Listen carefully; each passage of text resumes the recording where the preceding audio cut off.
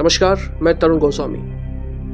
मैं लाता हूँ ऐतिहासिक, पौराणिक और रहस्यमय कहानियाँ। तो आज एक ऐसी कहानी के साथ हाजिर हूँ, तो चलिए शुरू करते हैं। एक चीन की कहानी है जो रिकॉर्ड पर है कुछ चीज़ें। चीन में इस कहानी को कई नामों से जाना जाता है। द मिडनाइट बस, द बस टू फ्रैग्रेंट।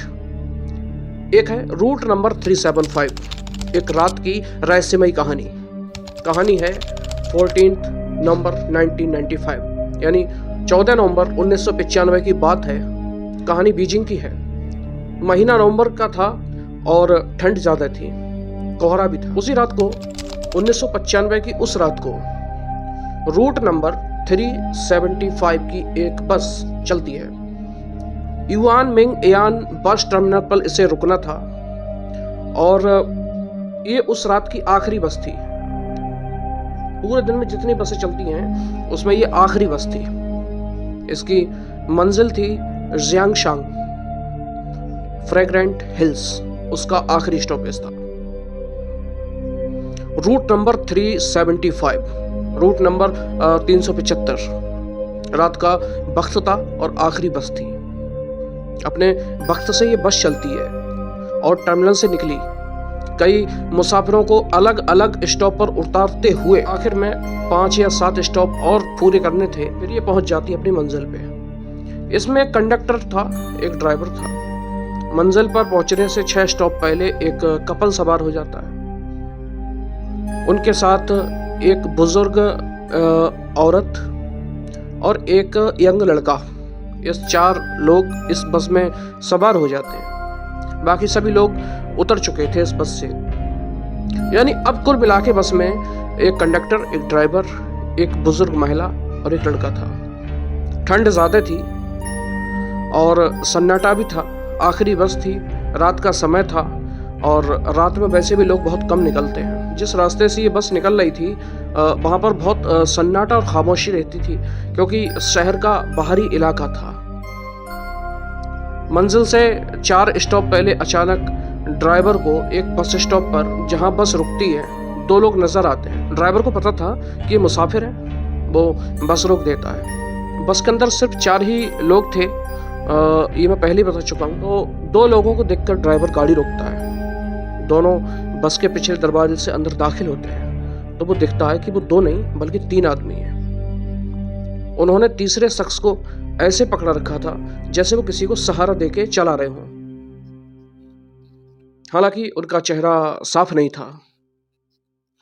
उन्होंने पुराने दौर के चाइनीज कपड़े पहने हुए थे और बड़ी अजीब बात थी, उन्हें बड़ा अजीब भी लगता है। एक सन्नाटा, ऊपर से पहले 2 दिखाई दिए, फिर अचानक से कपड़े भी अजीब। पहले 2 दिखाई देते हैं, फिर तीसरा आदमी बस के अंदर भी दिख जाता है। चेहरे भी बड़े अजीब से लग रहे थे। सवार होते हैं और पीछे की तरफ बैठ जाते हैं। उनको देखकर बस में सवार चारों मुसाफिर घबरा जाते हैं। उसकी वजह यह थी क्योंकि उनका ड्रेस, हाव भाव और जिस हिसाब से वो बस में चढ़े थे। तब तक अगला स्टॉप आ जाता है जहां पर उस कपल को उतरना था। दोनों कपल बस से उतर जाते हैं।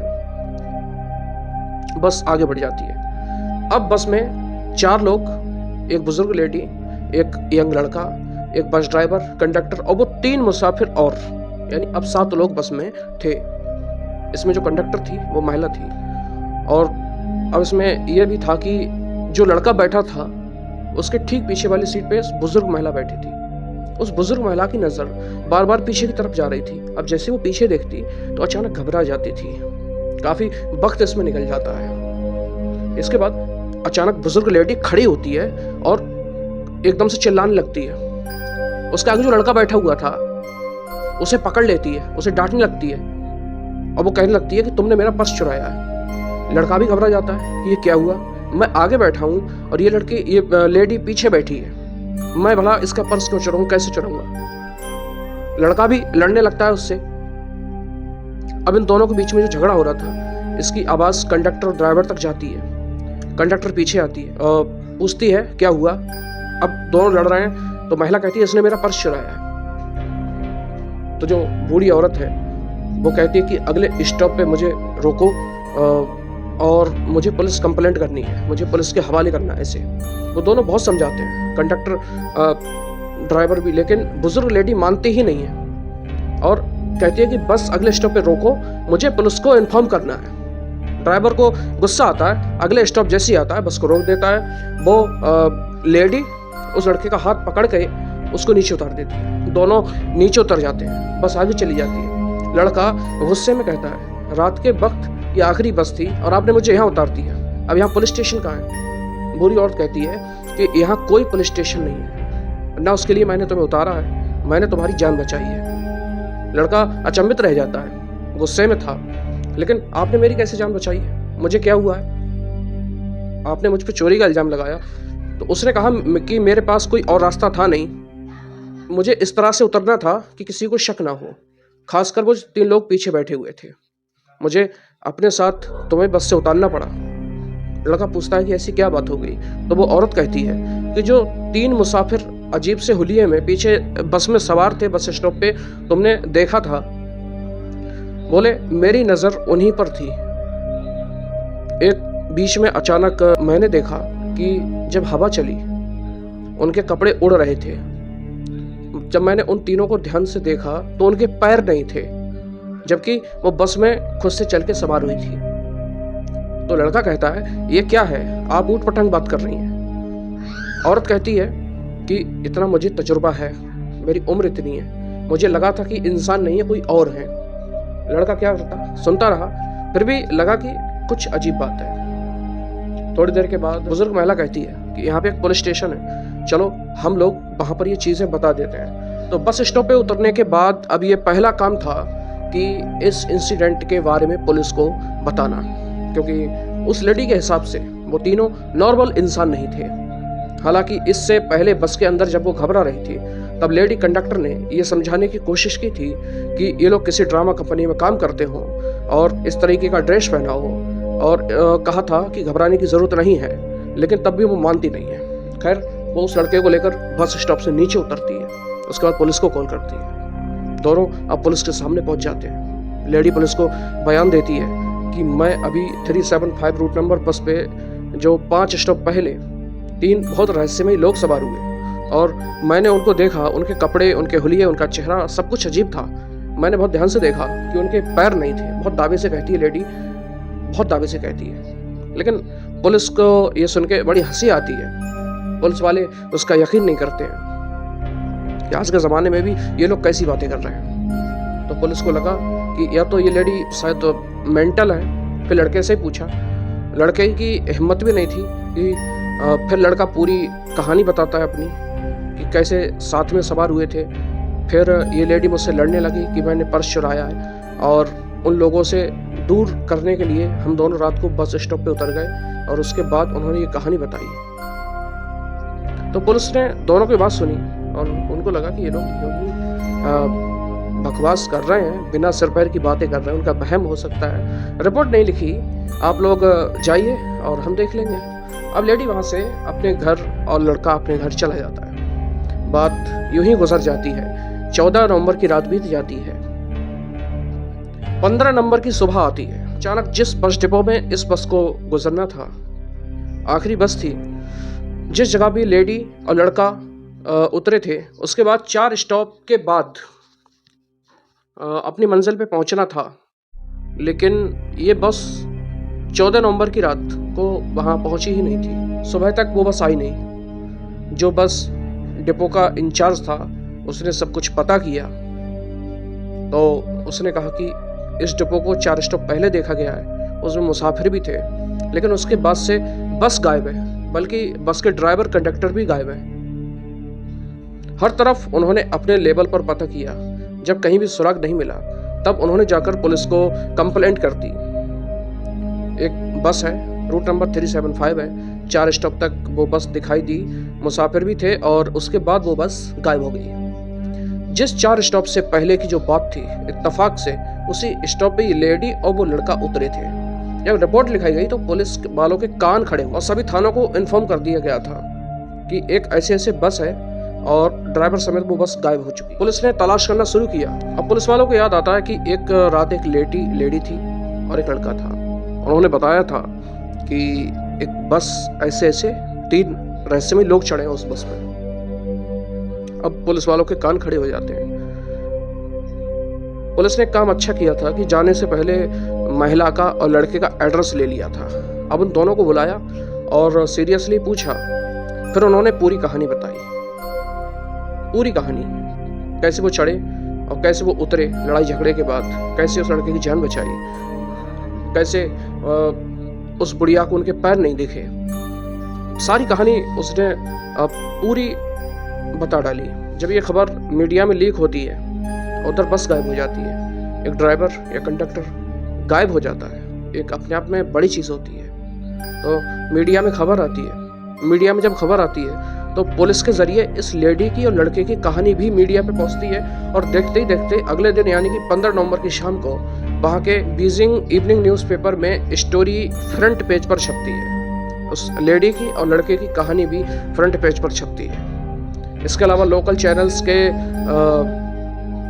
इंटरव्यू शुरू हो जाते हैं, लड़के और महिला दोनों को इंटरव्यू हर चैनल पे आने लगते हैं। एक बस चलती है, बस गायब हो गई। गायब होने से पहले उसमें 3 रहस्यमयी लोग सवार हुए थे और एक आई विटनेस ने आंखों से देखा है। सारा ड्रामा करके अपने बच्चे की जान बचाई।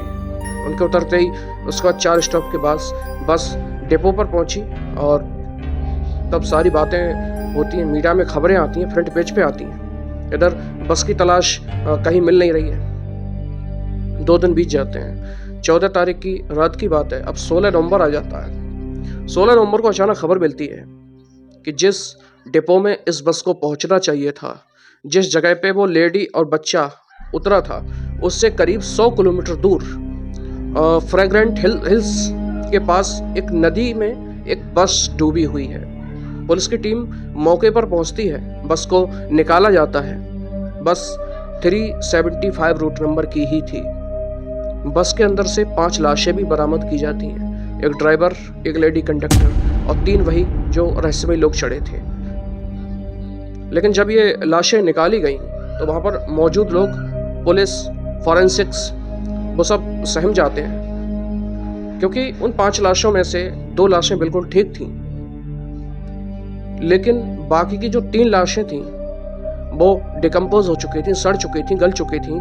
ऐसा लग रहा था कि इनकी मौत को कितना अरसा हो चुका है, जबकि मात्र 2 दिन हुए थे इस बस को गायब हुए। 2 दिनों में बॉडी डिकम्पोज हो जाना, सड़ जाना, कितनी भी गर्मी हो तब भी वो इस हालत में नहीं पहुंच सकती। अब फॉरेंसिक की जांच होती है, वो भी हैरान रह जाते हैं। तो कहते हैं इन 2 की, ड्राइवर की, कंडक्टर की मौत तो 2 दिन पहले हुई है, लेकिन ये जो लाशें 3, ये बहुत पुरानी है। तो कहानी ये बसती है, एक सवाल खड़ा होता है कि जो 3 लोग थे, आखिर कौन थे वो लोग जो 3 लोग चढ़े थे? क्या लाश बस में चढ़ सकती है या कोई वो भूत या प्रेत थे? पुलिस को कोई क्लू नहीं मिल रहा था। इसके बाद एक नई थ्योरी आती है जब डिपो से संपर्क किया जाता है कि ये बस आपके डिपो से 100 किलोमीटर दूर इस फ्रेग्रेंट हिल में कैसे पहुंची। तो उन्होंने कहा कि ये जा ही नहीं सकती थी, क्योंकि हर बस के जो रूट होते हैं, हर दिन दिए जाते हैं, फिक्स होते हैं कि इतने किलोमीटर तुम्हें यहाँ से यहाँ तक चलना है और यहाँ पे लास्ट स्टॉप होगा। तो उसी हिसाब से उनको उतना ही दिया जाता है ताकि वो उतनी ही चल पाए। मुश्किल 20-30 किलोमीटर एक्स्ट्रा चलने के लिए उसमें डीजल हो सकता है, लेकिन 100 किलोमीटर के लिए नहीं। तो ये कैसे पॉसिबल है, एक बस 100 किलोमीटर चली जाएगी? तो अब एक सवाल खड़ा होता है कि क्या ये तेल ड्राइवर ने भरवाया था? तो इसका जवाब था नहीं, क्योंकि तेल तो उनकी एक सरकारी डिपो थी, सिर्फ उसी पे पड़ सकते। इन्वेस्टिगेटिंग एजेंसीज पता करने की कोशिश करती हैं। उन्होंने बस का फ्यूल टैंक खोला। जब फ्यूल टैंक के अंदर कोई भी तेल नहीं था, बल्कि पूरा का पूरा खून से भरा हुआ था। वो बस गैस से भी चलती थी, डीजल से भी चलती थी, लेकिन उस फ्यूल टैंक के अंदर ब्लड भरा हुआ था पूरे के पूरे। ये एक बहुत अजीब चीज़ थी। इस दौरान में उस वक्त चीन में जगह जगह पर सीसीटीवी कैमरे लगे हुए थे, शुरुआत हो चुकी थी।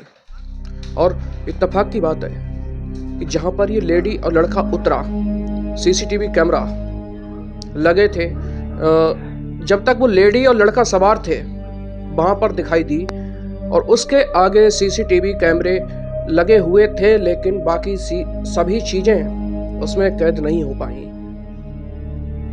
क्यों नहीं हुई, इसका जवाब पुलिस के पास नहीं था, इन्वेस्टिगेटिंग एजेंसीज के पास भी इसका कोई जवाब नहीं था। ये सारे सवाल जिसकी बीजिंग पुलिस ने जांच की, लेकिन आज 1995 से लेके अब तक 30 साल हो चुके हैं इस घटना को, लेकिन आज तक कुछ सवालात के जवाब कोई नहीं तलाश पाया है कि उस बस में वो 3 लोग कौन थे, वो बस उस फ्रेग्रेंट हिल की नदी में कैसे पहुंची, फ्यूल टैंक में ब्लड कैसे मिला, 2 लाशें सही सलामत, लेकिन 3 लाशें बहुत ज्यादा सड़ कैसे चुकी थी। सीसीटीवी कैमरे में उस लम्हे के बाद कभी कैप्चर क्यों नहीं हुई जहां ये 3 शख्स बैठे थे, और वो लोग कौन थे। ये मिस्ट्री है बीजिंग की और उस बस की। आज भी उसके बारे में वहां बातें होती हैं। इसके बाद उस रूट पर कई महीने तक ट्रैवल करना छोड़ दिया। रूट नंबर 375 या 375 भुतहा माना जाने लगा। सूरज डूबने से पहले ट्रैवल करते थे, उसके बाद कोई भी ट्रैवल नहीं करता था उस रूट से, सिर्फ एक इस इंसिडेंस की वजह से। लेकिन सवाल और रहस्य आज भी वही है, उन सवालों का कोई भी जवाब नहीं मिला है। लेडीज के और उस लड़के के बयान, इंटरव्यूज, जहाँ लाशें मिली, फॉरेंसिक्स और पोस्टमार्टम फॉरेंसिक्स, सब कुछ एक लीगल दस्तावेज के तौर पर रखे गए हैं जो कि चाइना सरकार के पास है, लेकिन उन सवालों के जवाब किसी के पास नहीं। तो ये थी आज की कहानी। कैसी लगी कमेंट बॉक्स में ज़रूर बताइएगा, क्योंकि हम लाते हैं मिस्टीरियस, हिस्टोरिकल और तमाम माइथोलॉजिकल स्टोरीज। तो मिलते हैं अगली कहानी के साथ, तब तक के लिए नमस्कार।